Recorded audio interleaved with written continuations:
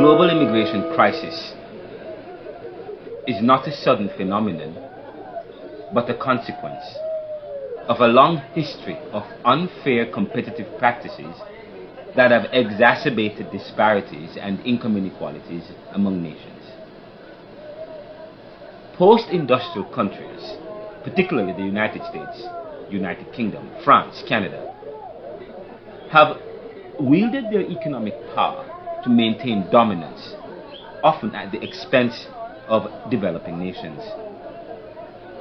Today, I want to put the immigration crisis into perspective on this episode of the Neoliberal Round podcast, entitled Unfair Competitive Practices, the Root Cause of Immigration Crisis. Unfair competitive practices, the root cause of immigration crisis. That's the title of an article I just published in the Neoliberal Journals and the Neoliberal Post, and I also submitted it as a letter to be considered as a letter in publication, or publication in the Jamaica Gleaner and the Jacobin magazine. But here is the article. The global immigration crisis is not a sudden phenomenon, but a consequence of a long history of unfair competitive practices that have exacerbated disparities and income inequalities among nations. Post-industrial countries, particularly the United States, United Kingdom, France, and Canada, have wielded their economic power to maintain dominance, often at the expense of developing nations. You see where we're going with this. Again, they have wielded their economic power to maintain dominance, often at the expense of developing nations. The immigration crisis is the consequence of the expense. The consequence of the expense on developing nations that the US, UK, and these countries have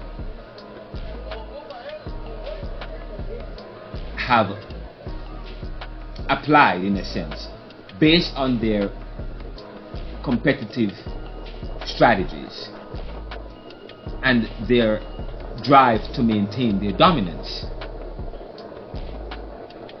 We're going to flesh that out some more. But throughout history, post-industrial nations have exploited other countries, extracting wealth and resources while leaving behind populations trapped in poverty. And of course, I've written about this. I've written in my book, Neoliberalism, Globalization, Income Inequality, Poverty and Resistance, and that was my thesis at the University of Pennsylvania between 2010 and 2013. So, when we say that throughout history, post-industrial nations have exploited other countries, extracting wealth and resources while leaving behind populations trapped in poverty, it is driven by research that we have already published in the book Neoliberalism Book 1, and we're getting ready to release in Book 2, Neoliberal Globalization Reconsidered, Neo-Capitalism and the Death of Nations. Now, this strategy that we're talking about, the strategy that post-industrial nations have exploited, the exploitation of other countries, extracting their wealth and resources and leaving behind populations trapped in poverty. This strategy has been driven by a desire to preserve competitive advantages and uphold economic dominance.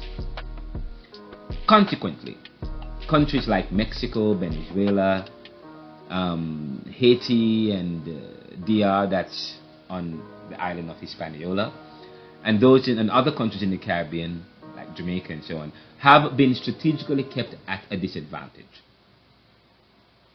to prevent them from rivaling the wealth and influence of more developed nations, especially those that they border, like Canada and the US. The same thing is happening in Eastern Europe today, but of a different pedigree. And I go a little bit further talking about that in the book Neoliberalism, Neoliberal Globalization Reconsidered. For instance, if a country like Jamaica were to experience significant growth and development, attracting higher wages and reducing the availability of cheap labor, It would disrupt the economic balance that benefits the US. Consequently, policies have been designed to perpetuate dependency and prevent the rise of competing economies in the global south. This is a very vital and poignant point which I must state again. If a country like Jamaica were to experience significant growth and development, attracting higher wages and reducing the availability of cheap labor, it would disrupt the economic balance that benefits the US. Consequently, policies have been designed to perpetuate dependency and prevent the rise of competing economies in the global south.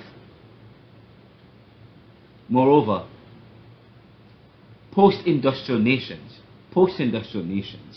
have flooded global markets with their products, undercutting local manufacturers in developing countries and perpetuating a cycle of economic dependency. If these nations were to develop the capacity to compete effectively, it would threaten the profits of post-industrial countries, leading to decreased consumption of their goods. Additionally, and I want you to follow me here, the phenomenon of brain drain further exacerbates the disparities between nations. The best and brightest individuals from developing countries often seek opportunities in post-industrial countries and nations, leaving behind limited means for others. Now, this brain drain deprives developing nations of valuable human capital while enriching post-industrial countries or economies. Now, the issue of illegal immigration, particularly into the United States, the UK, Canada, France, the big countries, is often framed as a problem of border security.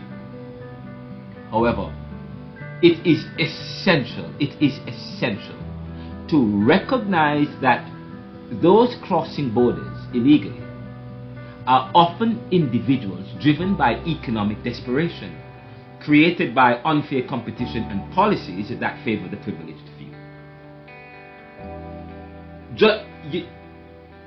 What is true of the local is true of the global.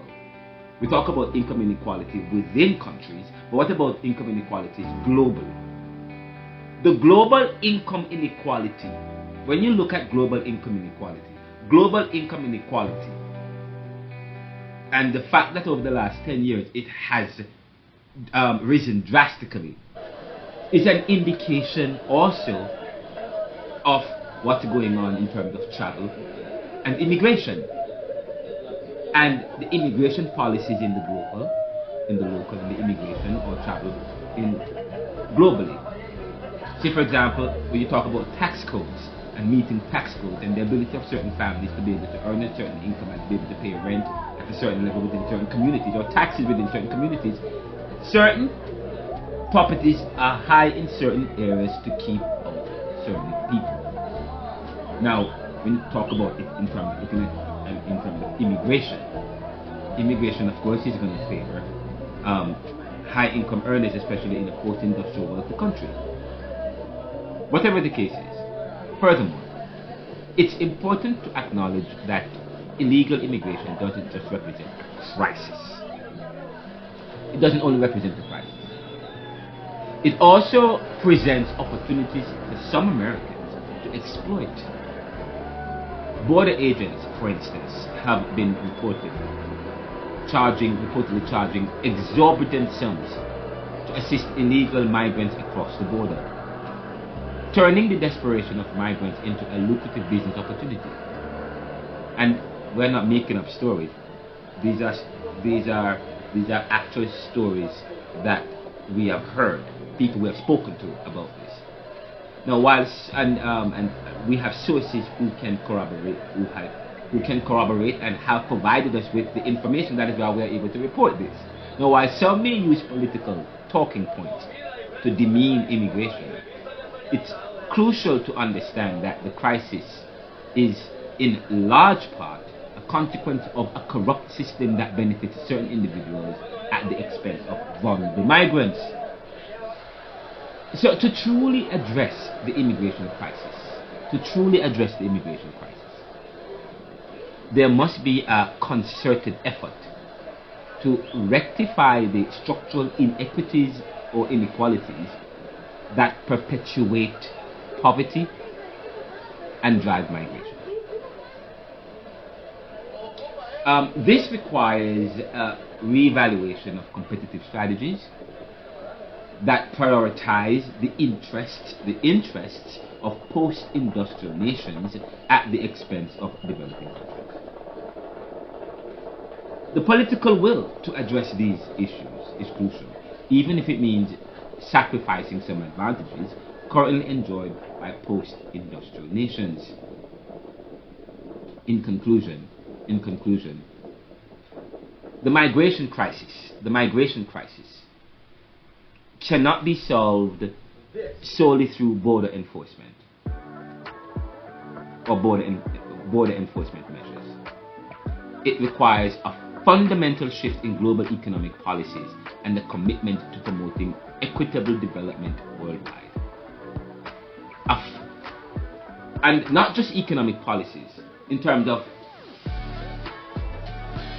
the way we view competition among nations. As long as we have, and I talk about that in my book, Neoliberalism, Globalization, Income Inequality, Poverty and Resistance, in book 1. And in book 2, and of course, this is an excerpt of book 2, looking at neoliberal globalization, reconsidered, neo-capitalism and the death of nations. And in order to truly address the immigration crisis, we have to revisit and give up or make some sacrifices, give up some of the competitive advantages that we have, and we're not going to do that. So we will forever have the crisis unless we erect huge edifices and walls at the border and guns, artificial guns and so on and so forth, some draconian measures to keep up people. That will never solve the problem. But as I said to you, it requires a fundamental shift in global economic policies and a commitment to promoting equitable development worldwide. Only then can we begin to address the root causes of migration and create a more just and sustainable world. I'm Renaldo McKenzie, and this is another brief episode of the Neoliberal Round podcast, talking about a very crucial issue, the issue of immigration. This particular article is available in the Neoliberal journals at neoliberal.com, and also in the Neoliberal post at renaldocmckenzie.com, in our feeds, in my LinkedIn feeds as well. And of course, you can also, and just so you know, you can subscribe to the podcast. We're available in over 36 countries, on over 12 different platforms, and YouTube. And we encourage you to subscribe for free and to donate to us by going to anchor.fm/theneoliberal/support. You can go to theneoliberal.com and go to our menu and click on support, and you can support us that way as well. We definitely need your support so that we can meet our niche market in putting out this very important and vital book. We're also working on another project looking at changing attitudes towards Afro-Caribbean beliefs. I'm Renaldo McKenzie, and please continue to support us. And coming up next on the Neoliberal Round podcast is part 2 of a special that we're doing, looking at support for Biden or Trump among black and brown people. We released part 1, which was Philadelphia. Part 2 will be New York. Join us tomorrow for that. Tomorrow evening at around 6 o'clock, we'll make that episode available. Thank you for making it the Neoliberal Corporation. We're always serving the world today to solve tomorrow's challenges by making popular what was the monopoly. And just so you know, we provide a range of solutions. You can go to our store page at store.theneoliberal.com, and if you need IT services, website services, hosting and domain services, you can go to our IT services by going to antsbusinesssolutions.com or antshosting.com.